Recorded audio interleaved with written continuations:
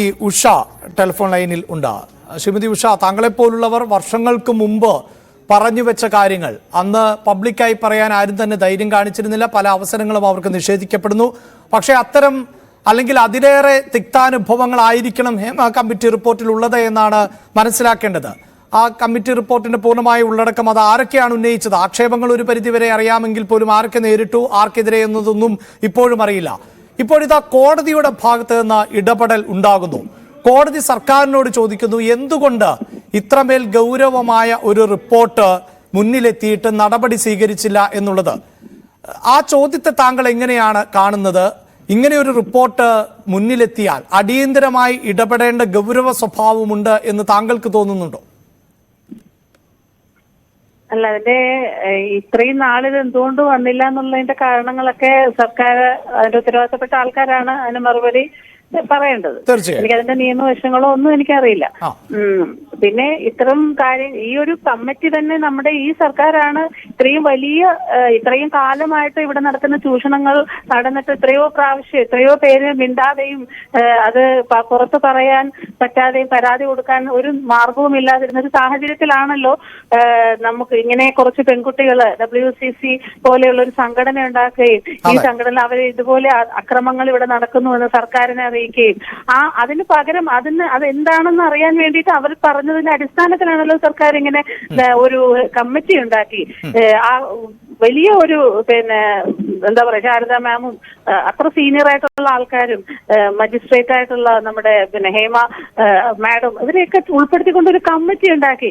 ആ കമ്മിറ്റിയുടെ റിപ്പോർട്ടാണല്ലോ ഇപ്പോ വന്നിരിക്കുന്നത്. ഇപ്പൊ ഈ കമ്മിറ്റിയുടെ റിപ്പോർട്ട് വന്നതിന് ശേഷവും അത് പുറത്താകുന്നതിന് മാധ്യമങ്ങൾ പുറത്തു കൊണ്ടുവന്നതിന് ശേഷമൊക്കെയാണ് അതിന്റെ കമ്മിറ്റിയിലുള്ളതല്ലാതെ തന്നെയുള്ള ആ കോലാഹലങ്ങളാണ് നമ്മൾ കണ്ടത് മുഴുവനും. അപ്പോൾ തന്നെ ഇത്രയും ആൾക്കാർ തുറന്നു പറയാൻ ധൈര്യം കാണിച്ചു.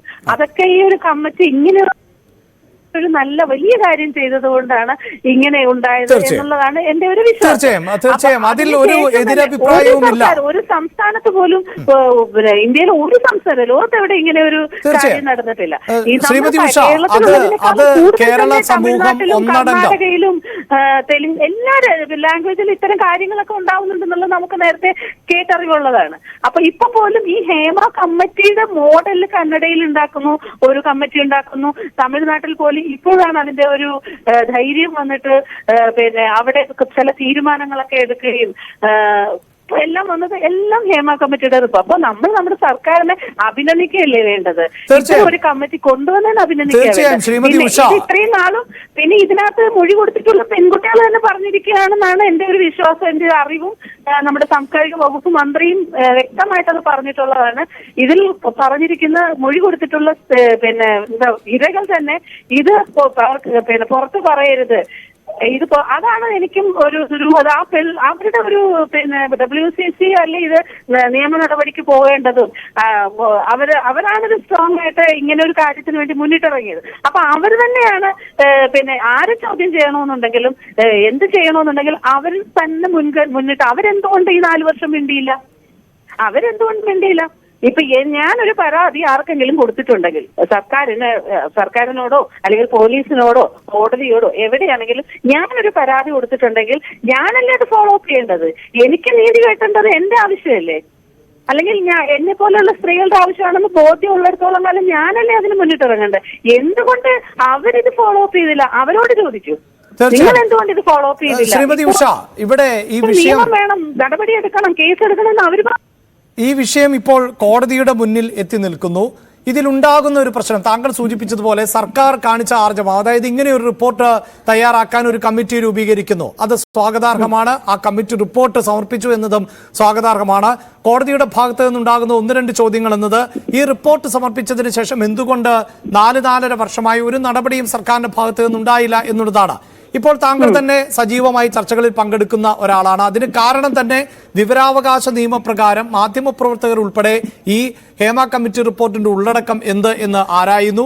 അവിടെ ഇരകളുടെ സ്വകാര്യത മാനിച്ചുകൊണ്ടുള്ള ചില ഭാഗങ്ങൾ അടർത്തിയതിനു ശേഷം മറ്റു ഭാഗങ്ങൾ ഇപ്പോൾ പബ്ലിക്കിന് മുന്നിലേക്ക് എത്തുന്നു. ഇപ്പോഴിതാ കോടതി ഈ പ്രത്യേക അന്വേഷണ സംഘത്തിന് ഈ എഡിറ്റ് ചെയ്യപ്പെടാത്ത ഹേമ കമ്മിറ്റിയുടെ റിപ്പോർട്ട് നൽകണം എന്നാണ് പറഞ്ഞിട്ടുള്ളത്.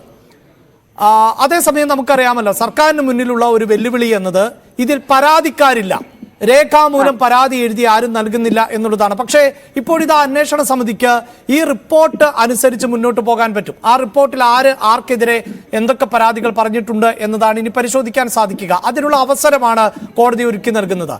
അത് സിനിമാ മേഖലയിൽ വലിയ ശുദ്ധീകരണത്തിന് വഴിയൊരുക്കും എന്ന് താങ്കൾ പ്രതീക്ഷിക്കുന്നുണ്ടോ? തീർച്ചയായിട്ടും അങ്ങനെ പുറത്തു വരികയാണെങ്കിൽ അതൊരു വലിയ നല്ല കാര്യം തന്നെയാണ്. നല്ല കാര്യമാണ്. അത് പുറത്തു വരട്ടെ. അല്ല, പുറത്തു വരില്ല ശ്രീമതി ഉഷ, ഞാൻ പറഞ്ഞത് അതായത് നിയമ നടപടിയിലേക്ക് പോകാൻ സാധിക്കും. പുറത്തറിയാൻ പറ്റുമല്ലോ, കുറ്റം ചെയ്തവര് പുറത്തറിയാം. അത് പിന്നെ ഇരകളെയാണല്ലോ പുറത്തു.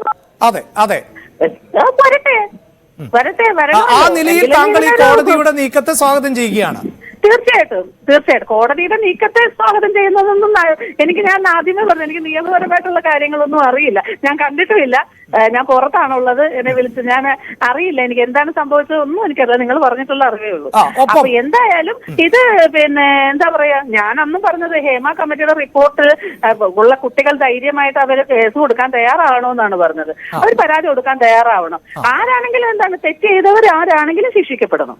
ഈ കോടതിയുടെ ഇടപെടൽ ഇപ്പോൾ തന്നെ വളരെ കുറച്ച് ആളുകൾ മാത്രമാണ് പൊതുമധ്യത്തിലേക്ക് വന്നിട്ടുള്ളത്. അവരുടെ സ്വകാര്യതയെ ഞങ്ങളും അങ്ങേയറ്റം ബഹുമാനിക്കുകയാണ്. അതിൽ തന്നെ ചിലർ ഞങ്ങളെ സ്ക്രീനിൽ കാണിച്ചുകൊള്ളൂ, ഞങ്ങൾക്ക് പറയാനുണ്ട് എന്ന് പറയുന്നവരുടെ മാത്രം മുഖങ്ങളാണ് ഞങ്ങൾ ചർച്ചകളിലടക്കം കാണിക്കാറുള്ളൂ. അതൊരു നിയമപരമായുണ്ട്. ള്ളവരല്ല. അല്ല, അതെന്തുമാവട്ടെ, എന്റെ സംശയം അത് തന്നെ ജെനുവിൻ അല്ലാത്തതുകൊണ്ട്, ജെനുവിൻ ആയതുകൊണ്ട് തീർച്ചയായും എന്റെ സംശയം, ഇപ്പോൾ ഈ കോടതി ഇത്തരത്തിലൊക്കെ ഇടപെടുമ്പോൾ അത് ഈ ഇരകൾക്ക് കൂടുതൽ ആത്മവിശ്വാസം നൽകുന്നുണ്ടോ? തീർച്ചയായിട്ടും തീർച്ചയായിട്ടും എല്ലാം പുറത്തു വരട്ടെ. അതിനൊന്നും ആരും ഇവിടെ എതിരല്ല, ആരും എതിരല്ല. അത് പറയാനുള്ള ധൈര്യം കാണിക്കണം. അതിന് കൂടെ നിൽക്കാനും കേസ് കൊടുക്കാനും ഈ പെൺകുട്ടികൾ തയ്യാറാവണമെന്ന് മാത്രമേ ഉള്ളൂ. സത്യസന്ധമായിട്ട് കാര്യത്തിന് എല്ലാവരും കൂട്ടുണ്ടാവും. ആരാണ് കൂട്ടു നിൽക്കാത്തത്? ശരി, വളരെയധികം നന്ദി. തലമുറയിലെ പെൺകുട്ടികളാണെങ്കിലും അവർക്കും സമാധാനവും സ്വസ്ഥവുമായിട്ട് ജീവിക്കണ്ടേ, ഇവിടെ ജോലിയെടുത്ത് ജീവിക്കണ്ടേ. അതിന് വേണ്ടിയിട്ട് ആരും എതിര് നിൽക്കില്ല, നമ്മുടെ സർക്കാരും എതിര് നിൽക്കില്ല, സർക്കാരും എതിര് നിൽക്കില്ല. ഞങ്ങൾക്ക് വളരെ വിശ്വാസമുണ്ട്. ഇത് സ്ത്രീപക്ഷ സർക്കാരാണ്, സ്ത്രീകളുടെ സുരക്ഷിതത്വത്തിന് മുൻതൂക്കം കൊടുക്കുന്ന സർക്കാരാണ്. തീർച്ചയായിട്ടും സർക്കാർ സ്ത്രീകളുടെ കൂടെ തന്നെയാണ്. തീർച്ചയായും അങ്ങനെയുള്ള ഒരു ആത്മവിശ്വാസം, അങ്ങനെയുള്ള പ്രതീക്ഷ തന്നെയാണ് നടി ഉഷ പുലർത്തുന്നത്. സർക്കാർ ഒപ്പമുണ്ട് എന്നതാണ് അവർക്ക് കരുത്തേകുന്നത്. സർക്കാർ അങ്ങനെ മുന്നോട്ട് പോവുക തന്നെ ചെയ്യും എന്ന് പ്രതീക്ഷയും പുലർത്തുമ്പോൾ